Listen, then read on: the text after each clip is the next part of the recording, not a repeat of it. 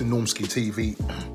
It's really late. I'm recording this really late because I was really busy all day today, so I haven't really had a chance to share with you what's happening with regards to news and transfer with Arsenal.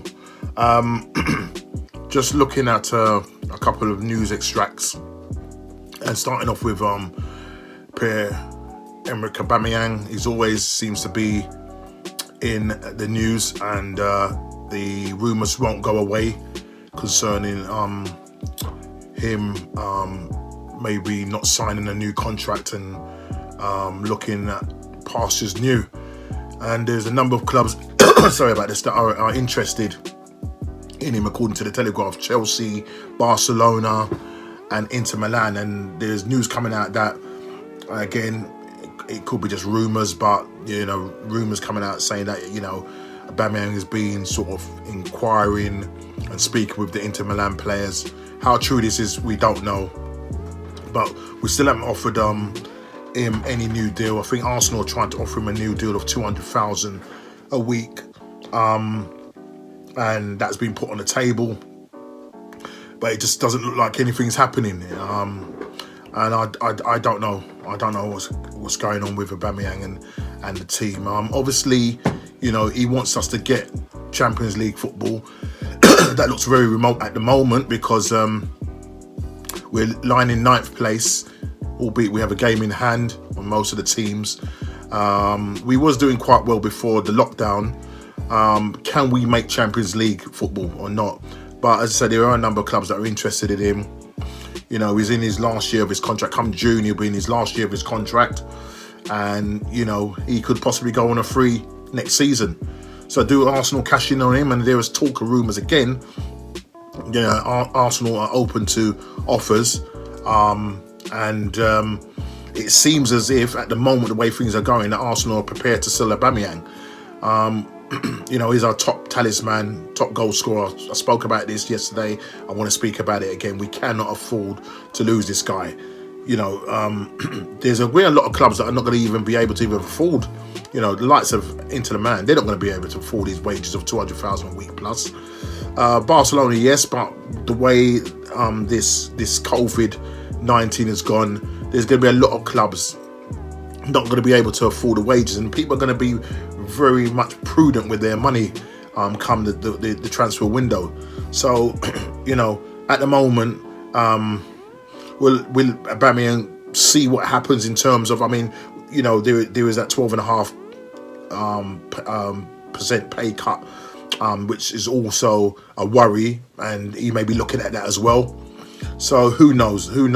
I'm just hoping that Arsenal can come to some agreement and come to it really quick, because at the moment there's too many clubs are buzzing around this guy, and what makes it worse, he hasn't signed a contract, and it's not looking good at the moment.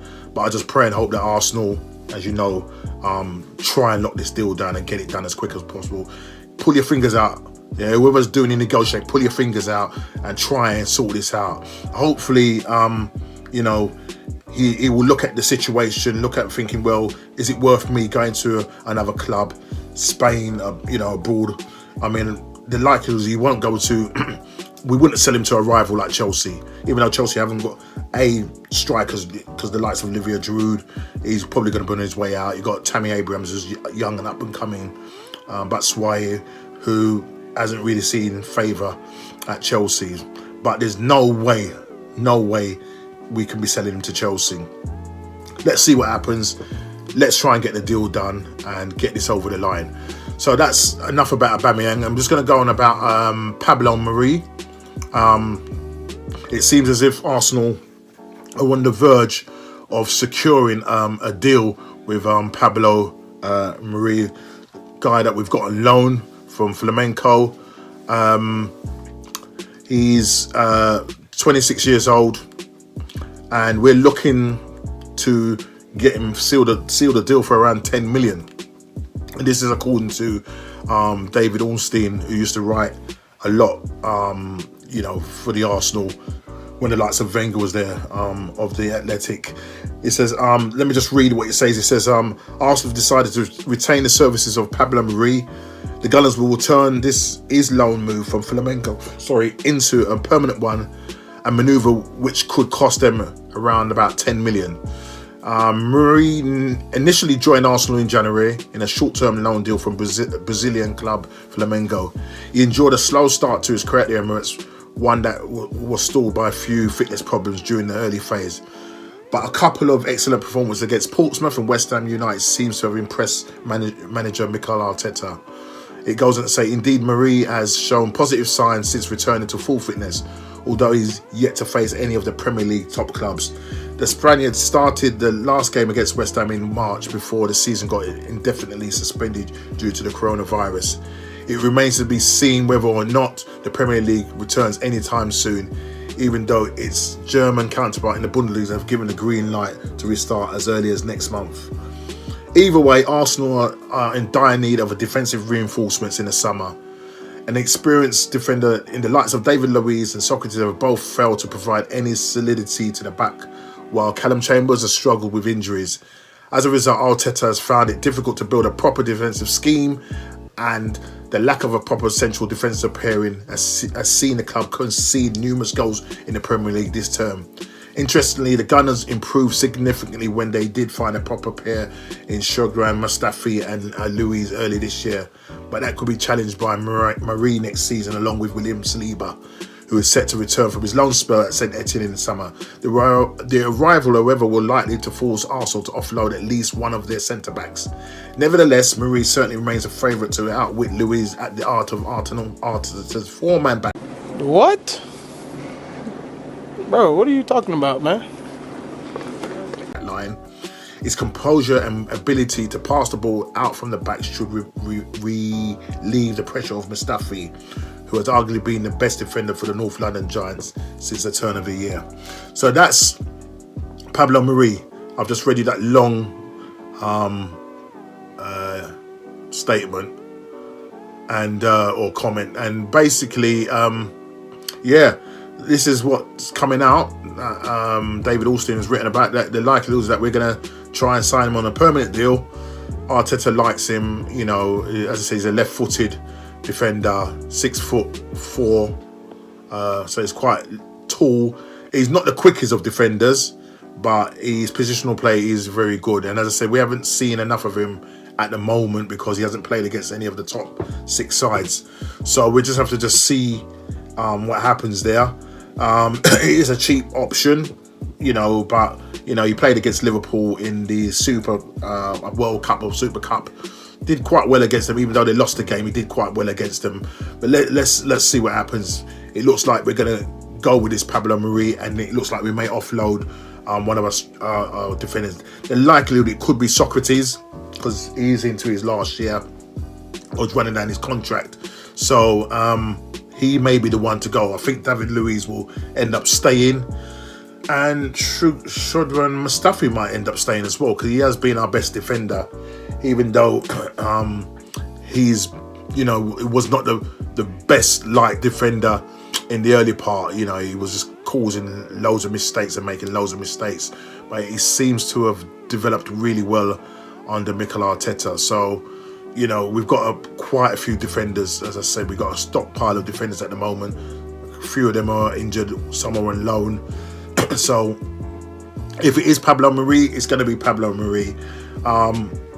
Whether we get the likes of Upamecano, you know, we've been linked with other defenders like Disas, I think it is, from Reims, I think, and or Rems, and you know, I think we're looking at about 13 mil for him. Again, you know, will we get him or not? I mean, as I said, we have got a stockpile of defenders, so I don't know. But this is what's this is what's coming out from David Ornstein, that we're gonna be securing a £10 million move for Pablo Mari. Right, let's go on to Dani Ceballos, who's on loan to us from Real Madrid. But it looks like, according to the Metro, that he could well be going back to Real Madrid. It looks like Zidane said there's a future for him.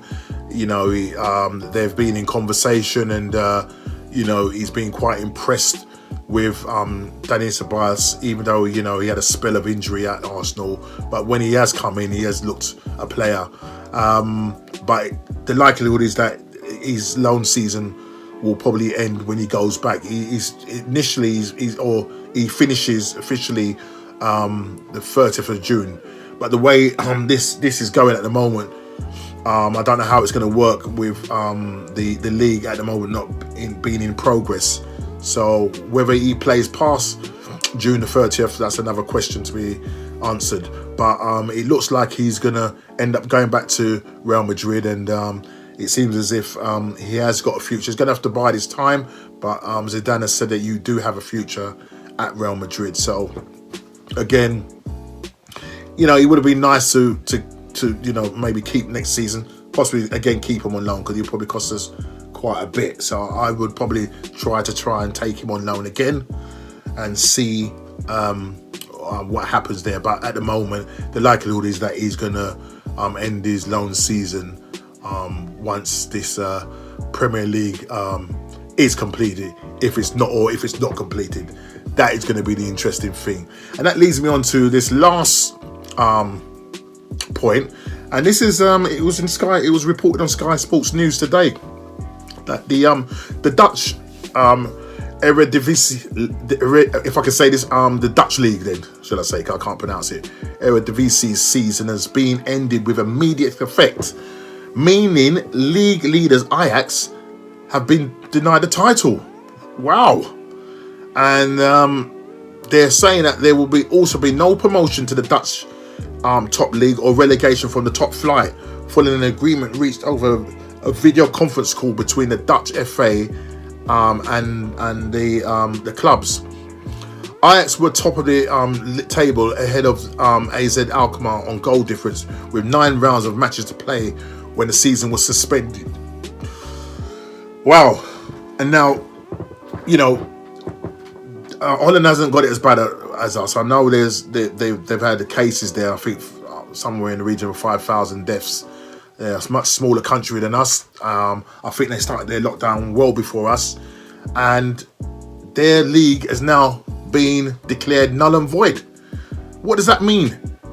Will the Premier League and other leagues throughout Europe follow this unprecedented move by the Dutch league? Because what does that mean? I mean, if they're going ahead and saying that, obviously the government have said that there's going to be no more gatherings or anything until September the 1st. So that is going to be really interesting for the Premier League. What does that mean if the Premier League does follow suit? And if they do follow suit, what does that mean for Liverpool? It means that their likelihood is that they ain't going to get the title. They've been waiting 30 years and they could miss out on the title. Also, it means as well that there's a chance that if the league is made null and void, Arsenal will have a chance of actually getting back into the Champions League, because if the ban is held out against Man City, then they will go. Well, I'm hoping that was one of the things they were talking about, that we could go back to the previous season where we finished 5th last season. So if that was the scenario and that was the case, and they were going off of last season's results, then if the ban is held up against Man City, we could end up being in Champions League. Well, I mean, I'm gonna be what's the word I'm looking for? Selfish here, and say, boy, Premier League, you better just have to follow suit, mate. You might have to just follow what the Dutch league is doing, because right now, at the moment, the way things are going, I know they're talking about teams being played behind closed doors in the Premier League and stuff like that. But for the Dutch league to do that, these guys have now been, as I said, Ajax have now been denied the league. So it's almost like they're just going to have to start from scratch next season, and that's it, null and void. And they probably will go off based off last season if things serve me right, if that's how it's going to be. But that will be interesting to see. So that's it. Will the Premier League follow suit like the Dutch league and make the season null and void? Because at the moment, as you can see, there hasn't been any. I mean, obviously there've been talks and meetings and stuff like that, but this is an unprecedented thing that's happened there, and maybe the Premier League will look at this and maybe have discussions with them as to why, and the government, because it's all dependent on our government and what they're saying in terms of, you know, social distancing, and, you know, depending on how this whole pandemic pans out. So there may be a chance that, you never know. Tell me what you think. Do you think that the Premier League should follow suit and copy the Dutch league, or do you think, well, you know, let's wait, you know, well, obviously they're determined by what the government says. So all I can say is that if it was me, if I had a choice, because I'm Arsenal, I would love to get that Champions League, and I would have to say make the league null and void, and then we start again next season. Tell me what you think. Put it in the comments and tell me what you think. But listen, please like, subscribe and share, and I'll see you next time. Sorry about it coming so late, but you know how it goes.